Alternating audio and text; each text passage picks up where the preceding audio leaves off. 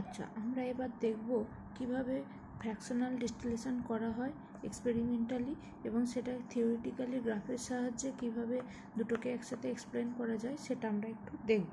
তো এটা হচ্ছে আমাদের বাবল ক্যাপ কলাম বা ফ্র্যাকশনেটিং কলাম, যেটার মাধ্যমে আমরা দুটো লিকুইড যারা মিক্স আপ অবস্থায় আছে, যেমন টলুইন আর বেনজিন আমরা এক্সাম্পল হিসেবে ধরেছিলাম, তারা যদি এখানে মিক্স আপ অবস্থায় থাকে T0 টেম্পারেচার, তখন সেই অবস্থায় কম্পোজিশন লিকুইডের L0 আর ভেপারের হচ্ছে V0। মানে থিওরিটিক্যালি দেখতে গেলে এটা T0 টেম্পারেচারে এই স্টেটে লিকুইডের কম্পোজিশন L0 আছে, এখানে V0 আছে।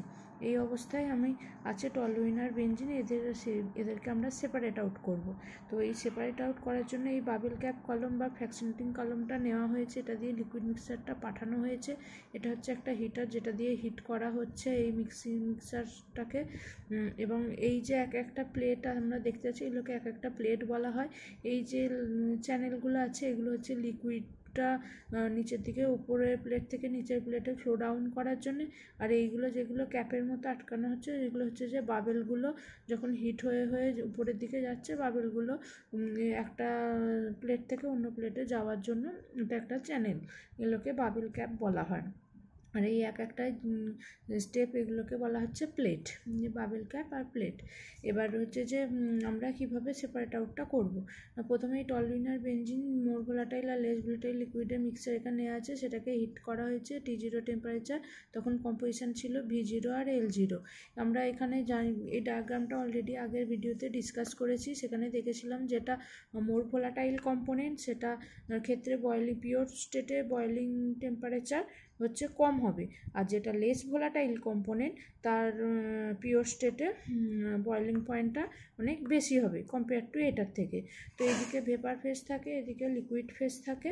এবার এই যে স্টেটটা যখন মিক্সারটা T0 টেম্পারেচার, V0 ভেপারের কম্পোজিশন, L0 লিকুইডের কম্পোজিশন আছে, সেটা হচ্ছে এই স্টেটটাকে ডিনোট করছে। এগুলোকে যেমন এক একটাকে প্লেট বলা হচ্ছে এক্সপেরিমেন্টালি, থিওরিটিক্যালি এইগুলো এক একটা স্টেপকে থিওরিটিক্যাল প্লেট বলা হয়।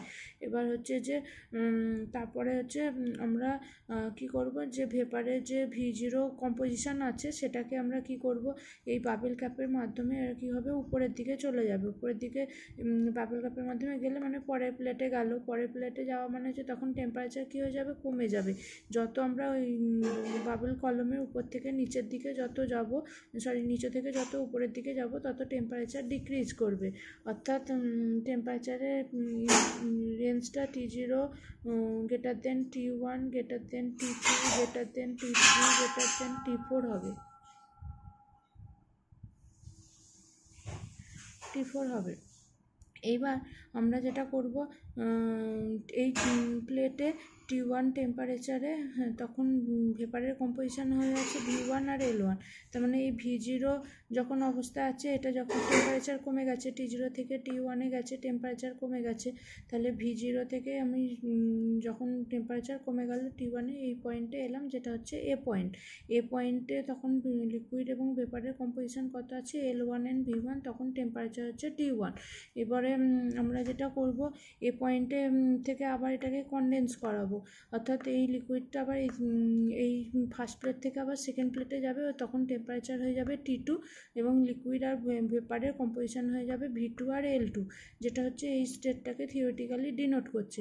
এখানে ভেপারটাকে আবার কনডেন্স করিয়ে V1 ভেপারকে কনডেন্স করিয়ে আবার আমরা বি পয়েন্টে নিয়ে এলাম, তাহলে বি পয়েন্টে আবার কি হবে, আবার কনডেন্স করাতে হবে, তাহলে মানে তখন ভেপারের কম্পোজিশন V2 আর লিকুইডের কম্পোজিশন হচ্ছে L2, যেটা এই স্টেটের সাথে এই স্টেটে এক্সপেরিমেন্টাল সাথে থিওরিটিক্যালি ম্যাচ করছে।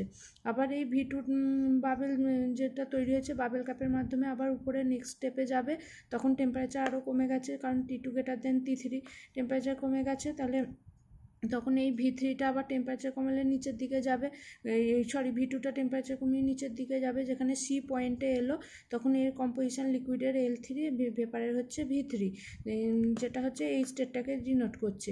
এরপরে আবার আমি V3টাকে আবার যদি নেক্সট টেম্পারেচারে লো প্লেটে নিয়ে যাই, তখন টেম্পারেচারটা লোয়ার ডাউন হয়ে যাবে, তখন টেম্পারেচার হচ্ছে T4, তাহলে তখন এক্ষেত্রে ভেপারের কম্পোজিশন হচ্ছে V4 আর লিকুইডের কম্পোজিশন হচ্ছে L4। তাহলে এইভাবে আমরা স্টেপ ওয়াইজ সিভারেল স্টেপ ইউজ করে আমরা উপরের দিকে আস্তে আস্তে টেম্পারেচার কমিয়ে কমিয়ে কনডেন্স করতে করতে যাব, এবং যেখানে দেখব ভেপারের মধ্যে ম্যাক্সিমাম কোন কনস্টিটিউয়েন্ট থাকবে না, যেটা মোর ভোলাটাইল কম্পোনেন্ট, আর যেটা লিকুইডের মধ্যে পড়ে থাকছে, এই যে লিকুইডের কম্পোজিশনগুলো পরপর আছে L0, L1, L2, L3, L4, এর মধ্যে কোন কম্পোনেন্টটা বেশি থাকবে না, টলুইনটা বেশি থাকবে, কারণ এটা হচ্ছে লেস ভোলাটাইল কম্পোনেন্ট।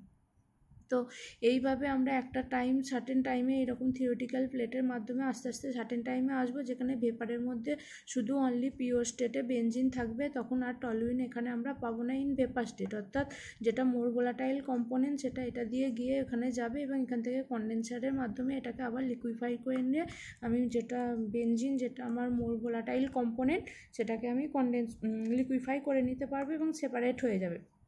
কিন্তু এখন প্রশ্ন হচ্ছে, এই যে লিকুইডগুলো রয়ে গেছে বিভিন্ন প্লেটে L0, L1, L2, L3, L4, এখানে কি শুধুই টলুইন আছে? না, এখানে শুধু টলুইন নেই, এখানে আছে কি আমার বেনজিনও আছে। তো এগুলোকেও আমাকে আবার ওই একইভাবে সেপারেট আউট করতে হবে। তো আমার কি হবে, এটা সেপারেট আউট করার জন্য উপরে যে যখনই লিকুইড এক্সেস হয়ে যাবে, প্রচুর বেশি হয়ে যাবে, তখন এটাকে এই চ্যানেলের মাধ্যমে লিকুইডটা ফ্লো করে নেক্সট প্লেটে আসবে, অর্থাৎ T4 থেকে টেম্পারেচার T3, তার মানে এখানে হিট করতে হচ্ছে। তাহলে T4 এই স্টেটে আছে, এখান থেকে হিট করলে আমি এগিয়ে যাবো, এই যে টেম্পারেচার বাড়ছে T4 থেকে T3 তে, তাহলে কোন কম্পোজিশনে এলাম, কোন পয়েন্টে এলাম, C ডট পয়েন্টে।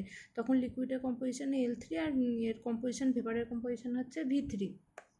এবার L3 পয়েন্টটাকে আমরা আবার কি করব, বি ডট পয়েন্টে নিয়ে যাব, অর্থাৎ টেম্পারেচার বাড়াবো। আবার এখানে লিকুইডটা ফ্লো করে থার্ড প্লেট থেকে সেকেন্ড প্লেটে আসবে, যেখানে টেম্পারেচার বাড়ছে, অর্থাৎ T2 গ্রেটার দেন T3। এখানেও টেম্পারেচার বাড়বে, যে এই পয়েন্টে বি ডট পয়েন্টে এলো, এখানেও লিকুইডের কম্পোজিশন কি হলো, L2।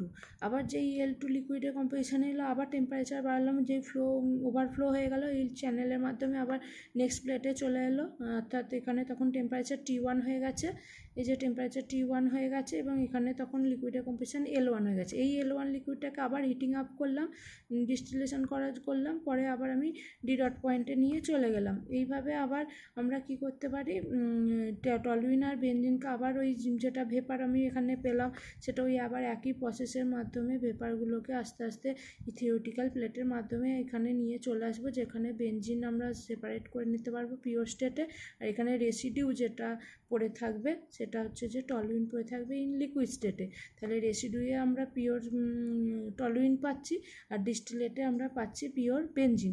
তাহলে এখানে যেটা লেস ভোলাটাইল কম্পোনেন্ট সেটা বটম বাবেল ক্যাপ কলামের বটমে স্টোর হবে, আর যেটা মোর ভোলাটাইল কম্পোনেন্ট অর্থাৎ বেনজিন, সেটা হচ্ছে উপরের দিকে গিয়ে কন্ডেনসেশনের মাধ্যমে এখানে আবার লিকুইফাই করে নেবো, করে নিয়ে এটা এখানে আমরা টলুইন আর বেনজিন এর মতো যে ধরনের লিকুইডগুলো কমপ্লিটলি মিসেবল হয়, তাদেরকে আমরা এইরকম ফ্র্যাকশনাল ডিস্টিলেশনের মাধ্যমে আমরা সেপারেট আউট করতে পারবো।